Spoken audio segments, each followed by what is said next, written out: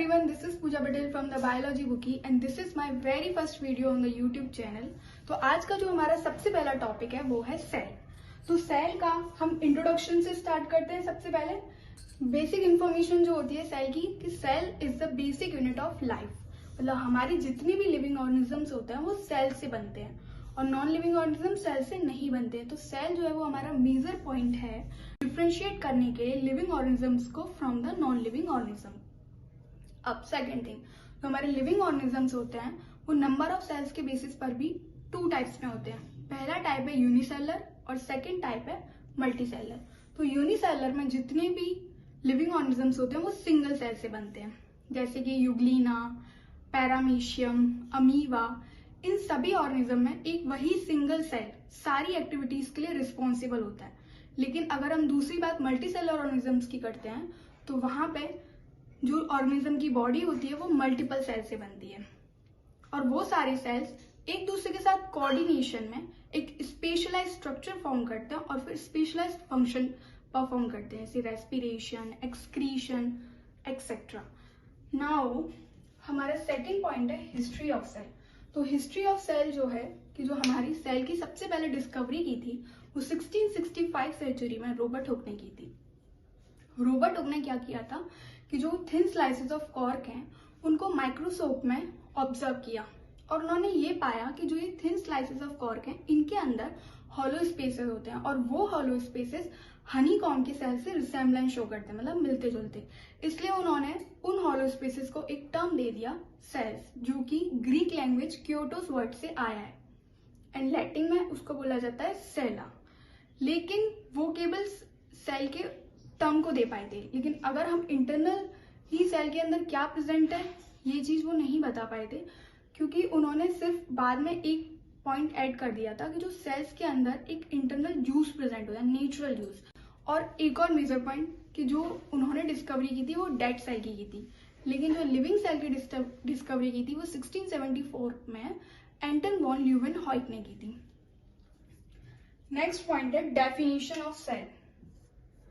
तो जो सेल की कंप्लीट डेफिनेशन है वो लॉरेंस सिग्विज ने दी थी। उनके हिसाब से जो सेल है वो एक smallest cell and the complete expression of the fundamental structure and functions of all living organisms. तो ये उनके हिसाब से कंप्लीट डेफिनेशन हो गई। और हमारा अब तीसरा चीज है सेल थ्योरी। सेल थ्योरी 1839 में टू साइंटिस्ट ने दी थी, एमरिश लिडेन एंड टी श्वान। उन्होंने कहा था कि जो हमारे जितने भी लिविंग ऑर्गेनिजम्स होते हैं वो सब सेल से बनते हैं, राइट। लेकिन बाद में हमारे 1858 में अनदर साइंटिस्ट आए, रुडोल्फ विर्चो, जिन्होंने इस थ्योरी में एक पॉइंट और ऐड कर दिया कि जो ये सेल्स हैं वो बनते कैसे हैं। उन्होंने बताया कि ये सेल्स हमारे जो पहले से एग्जिस्ट कर रहे हैं सेल उनसे बनते हैं, मतलब the cells, new cells are form from pre existing cells, right. Next point is exception to the cell theory. अब हमारी सेल थ्योरी बनी है तो उस पर कुछ एक्सेप्शंस भी होंगे। सेल थ्योरी के हिसाब से सेल के अंदर साइटोप्लाज्म होता है, उसमें ऑर्गेनल्स पड़े रहते हैं, प्रोटोप्लाज्म होता है, न्यूक्लियस होता है, ये सब। लेकिन एक्सेप्शंस में कुछ ऐसे केसेस हैं, अगर जैसे फर्स्ट केस वायरस का है। वायरस ऑर्गेनिज्म का जो बॉडी होती है वो प्रोटीन और या फिर किसी भी न्यूक्लिक एसिड, चाहे डीएनए चाहे आरएनए, उससे बनी हुई होती है और उनके अंदर प्रोटोप्लाज्म प्रेजेंट नहीं होता है। लेकिन सेल थ्योरी के हिसाब से जो प्रोटोप्लाज्म है वो लिविंग मटेरियल है, जो कि सेल के अंदर एसेंशियल एलिमेंट है, जो कि प्रेजेंट होता है। This is our first exception. Second कि अब coenocytic hypha of the fungus and the Vaucheria alga, इनके जो सेल्स होते हैं वो मल्टी न्यूक्लिएट होते हैं, लेकिन सेल थ्योरी के हिसाब से हर सेल के अंदर एक सिंगल न्यूक्लियस होता है। So this is our second exception. And third exception ये है कि सभी लिविंग ऑर्गेनिजम्स की बॉडी सेल से बनी हुई होती है, लेकिन हमारे पास एक ऑर्गेनिज्म है प्रोटोजोन्स, जिनकी बॉडी सेल से बनी हुई नहीं होती है, दे आर असेल्युलर, राइट। अब नेक्स्ट पॉइंट जो है हमारा सेल डॉक्ट्राइन। सेल डॉक्ट्राइन के हिसाब से मतलब सेल डॉक्ट्राइन बना क्यों है। तो अगर हमारी सेल थ्योरी बनी है तो उस पर कुछ ऑब्जेक्शंस भी उठे होंगे, कुछ क्वेश्चंस रेज हुए होंगे। तो जो हमारा सबसे पहला क्वेश्चन था वो ये था कि सेल्स जो होते हैं वो इंडिपेंडेंटली कोएग्जिस्ट करते हैं या फिर एक दूसरे के साथ कोऑपरेट होकर वर्क करते हैं। सेकेंड थिंग, इनका फंक्शन किस पे डिपेंड है, वो खुद से फंक्शन परफॉर्म कर रहे हैं या फिर बॉडी के बेसिस पे उनका फंक्शन डिक्टेट हो रहा है। और तीसरी चीज, श्लीडिन और श्वान को पता नहीं था कि कैसे सेल डिवाइड होता है।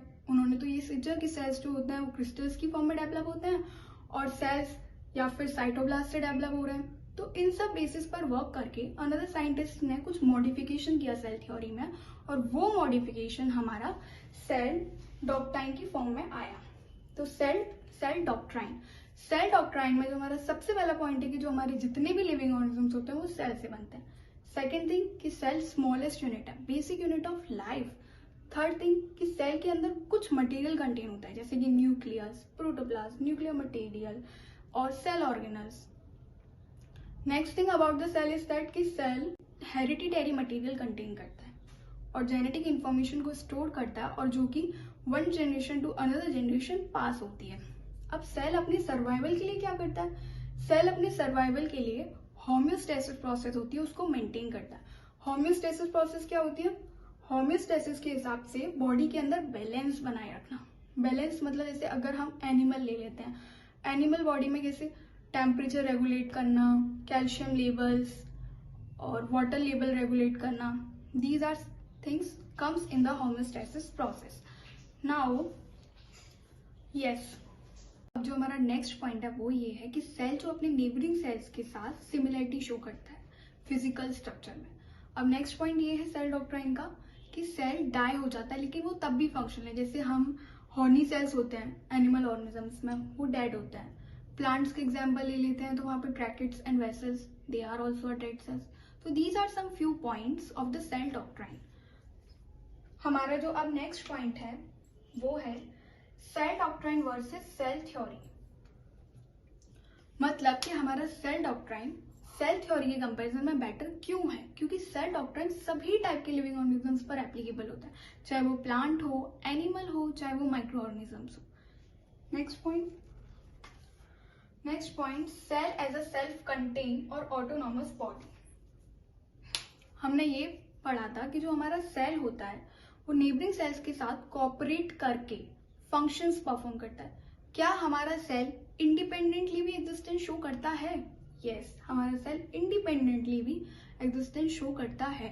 जैसे कि कुछ पॉइंट्स हैं जो मैं आपको बता रही हूँ। जैसे अगर कोई भी एनिमल बॉडी है वो फूड लेती है तो फूड बॉडी के अंदर गया तो सेल क्या करते हैं? उस फूड को ऑक्सीडाइज करते हैं और जो भी एनर्जी रिलीज होती है वो एटीपी की फॉर्म में होती है।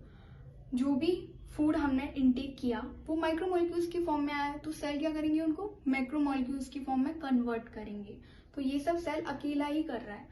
सेल और क्या करता है कि जो भी हमारा लिविंग मटेरियल होता है सेल के अंदर, जैसे प्रोटोप्लाज्म, उसको भी वो न्यू दोबारा से फॉर्म कर सकता है with the help of this food, right. और जो भी हमारे वॉर्न आउट पार्ट्स होते हैं उनको सेल रिप्लेस करता है। जितने भी हमारे डेड ऑर्गेनल्स हैं या फिर वो फंक्शनल नहीं है या फिर वो यूज्ड हो जाते हैं, तो ऐसी चीजों को सेल क्या कर देता है? डाइजेस्ट कर देता है, डिसॉल्व कर देता है with the help of lysosomes. Next thing is that अगर सेल डिवाइड होगा तभी तो हमारे डॉटर सेल्स बनते हैं।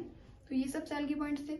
अब जो हमारा सेल है उसका एक फिक्स्ड लाइफ स्पैन होता है, मतलब कि पर्टिकुलर लाइफ स्पैन, जिसके बाद या तो फिर सेल डाई हो जाएगा, डाइजेस्ट होगा, या फिर वो 2 डॉटर सेल्स में डिवाइड हो जाएगा।